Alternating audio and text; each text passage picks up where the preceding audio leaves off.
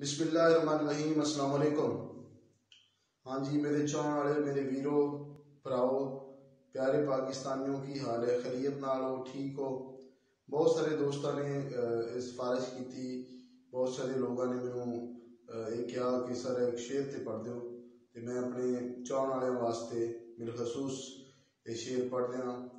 तो कहते बहुत ज़्यादा जोड़े लोग बड़ी जल्दी अमीर हो जाते हैं, उन्होंने वास्ते शेर है।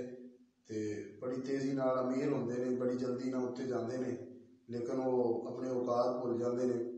कहते भुखे रज भी जान ते भुखे रहिंदे गल बात बदल नहीं जाती।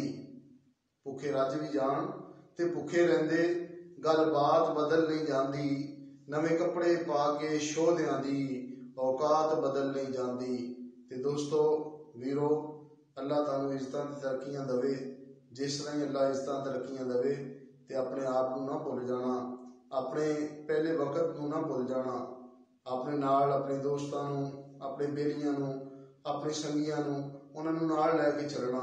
वो तुहाडी जिंदगी दे विच जिहड़ियां कामयाबियां तुहानू मिलियां ने उन्हां दा बहुत सारा हिस्सा है, बड़ा हथ है।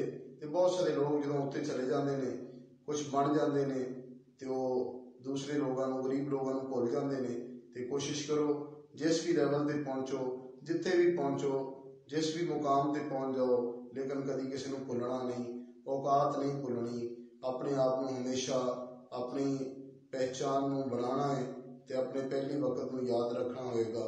तो सुनने का, प्यार देने का बहुत ज़्यादा शुक्रिया। अल्लाह हाफिज़।